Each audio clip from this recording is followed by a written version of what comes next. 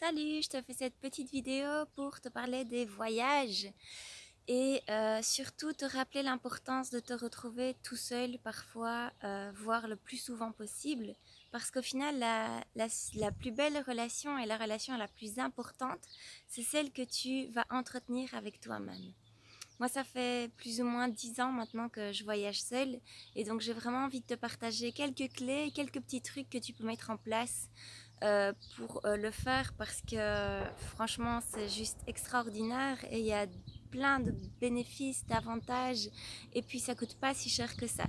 Donc les fausses croyances déjà, c'est de lâcher l'idée que c'est dangereux ou que tu n'y arrives pas ou que tu as peur parce qu'on a peur que des choses qu'on connaît pas et donc c'est vrai qu'au début ça fait un peu peur et puis tu vas le faire une fois et tu vas te rendre compte qu'en fait c'est génial et que ça fait pas si peur que ça et puis donc tu vas le faire une deuxième fois et en fait au plus tu le fais au moins tu auras peur et la peur c'est juste une perception erronée de la réalité. La peur en général n'existe pas de un et en plus 98% de nos peurs ne se concrétisent jamais, donc la peur par rapport à ça c'est vraiment quelque chose qui t'empêche de passer à l'action et donc laisse tomber ça. Alors une autre croyance limitante que tu peux avoir par rapport au fait de voyager seul, c'est de croire que ça coûte cher. Ben non, ça coûte pas forcément si cher que ça. Essaye de partir en basse saison si tu as l'occasion avec ton boulot. Je pense qu'avec Ryanair, avec Couchsurfing, avec le woofing, tu peux aller travailler dans des fermes. Tu peux vraiment trouver des choses qui te permettent de voyager peu cher. Par exemple, moi là, je suis partie 5 jours à Majorque et j'ai dépensé 220 € sur les 5 jours en sachant que je me suis fait plaisir, que j'ai pas non plus dormi dans des trucs tout pourris et que j'étais au resto, j'ai acheté quelques trucs. Donc c'est vraiment possible et ça coûte pas si cher que ça de voyager et de voyager seul.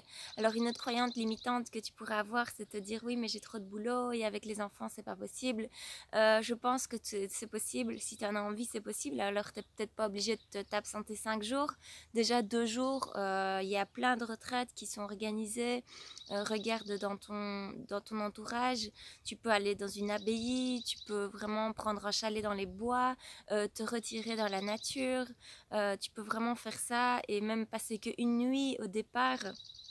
Donc c'est vraiment possible, je crois que c'est vraiment possible, même si tu as des enfants, même si tu as un boulot qui te prend beaucoup de temps. Et c'est même essentiel parce qu'au final, au plus tu vas être bien avec toi-même, au plus tu seras apte à t'occuper de tes enfants, au plus tu auras d'idées par rapport à ton boulot. Parce que quand tu te connectes à la nature, quand tu es vraiment seul avec toi-même et que tu apprends déjà à apprivoiser la solitude, et ben tu as plein de créativité et tu reviens, en fait tu gagnes en espace-temps parce que c'est peut-être que tu vas consacrer 2 3 4 jours, mais au final quand tu reviens tu vas gagner beaucoup de temps parce que tu auras de nouvelles idées, tu auras plein d'énergie et tu pourras vraiment mettre plein de choses en place euh, pour tes autres catégories de vie.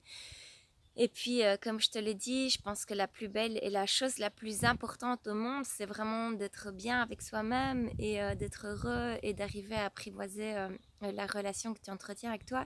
Moi, par exemple, avant, j'étais vraiment tout le temps dépendante des gens. J'avais tout le temps besoin d'être accompagnée. Je ne savais pas être seule. J'étais dans une relation pendant 4 ans où j'étais hyper dépendante de lui, en fait.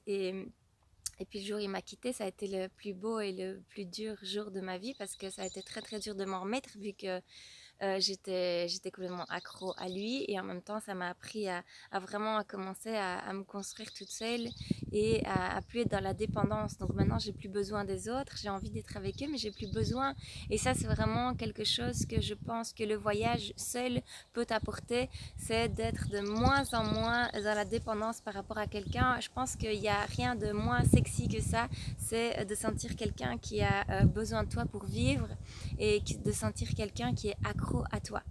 Donc voilà, vraiment, ne te mets pas des barrières par rapport à ça, que ce soit des barrières au niveau du temps, au niveau de l'argent, au niveau de ta capacité à voyager seul. Vraiment, il y a plein d'alternatives pour ça. Maintenant, je vais te parler des bénéfices que le voyage seul m'a apporté.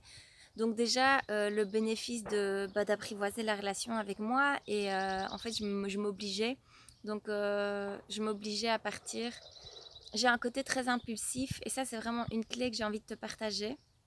C'est que je me suis réveillée à chaque fois un matin, je me suis dit ah je veux partir là, donc je regarde les prix, je trouve un billet pas trop cher, voilà dans un temps où je sais que je suis libre et je l'achète immédiatement. Donc ça a vraiment un côté impulsif et après j'ai plus le temps de réfléchir en fait, j'ai plus le temps de me dire ouais mais non finalement je ne veux pas partir parce que si vous pouvez observer la plupart des choses que vous avez envie de faire, si vous réfléchissez trop vous n'allez pas le faire.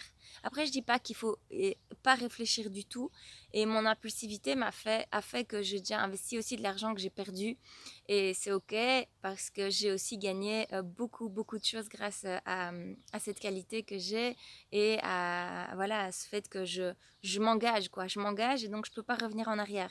Enfin, je peux ne pas utiliser mon billet d'avion, mais quand tu as un billet d'avion, en général, tu l'utilises et tu pars. Donc ça, c'est vraiment un conseil en or que je vous partage, c'est allez-y, allez-y, ne réfléchissez pas.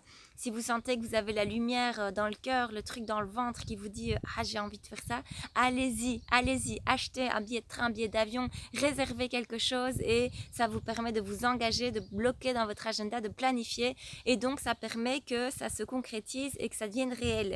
Parce que si on attend, les choses ne se passent pas. Ne se passe pas. Et si on attend les autres, ça se passe encore moins. Donc prenez vos responsabilités et faites-le vraiment pour vous. Alors, une autre chose que les voyages seuls m'apportent, c'est le fait de rencontrer des gens.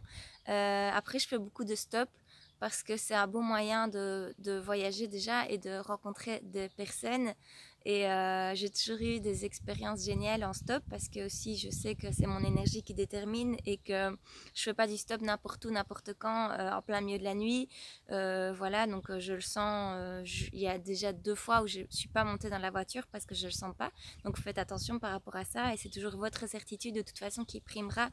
Et si vous sentez que c'est juste pour vous, faites-le. C'est aussi quelque chose qui vous permet d'être fier de vous et de se dire bah au final je sais me débrouiller et avec pas trop d'argent j'arrive vraiment à me débrouiller dans la vie et à voyager et à rencontrer des gens super sympas parce que moi, grâce au stop, j'ai vraiment rencontré plein de gens super sympas avec qui j'ai partagé pas mal de moments. Donc, un autre point positif de voyager seul, je viens d'en parler, c'est le fait de pouvoir être fière de moi parce que quand j'avais 25 ans, je suis partie à New York, puis j'ai fait beaucoup de voyages seuls et au final, j'étais vraiment fière de moi parce que maintenant je sais que je peux me débrouiller partout et je sais que voilà, j'ai pas besoin forcément des autres et que je peux me faire confiance et que je peux compter sur moi et que je sais que ma présence m'est agréable. Donc la fierté pour moi, c'est vraiment quelque chose que les voyages m'ont beaucoup donné. Ensuite, j'ai eu beaucoup d'inspiration dans mes voyages parce que quand on connecte à la nature, quand on est toute la journée rien qu'avec soi, déjà ça nous apprend à lâcher, à pouvoir méditer et de plus en plus avoir du plaisir à être avec sa propre compagnie.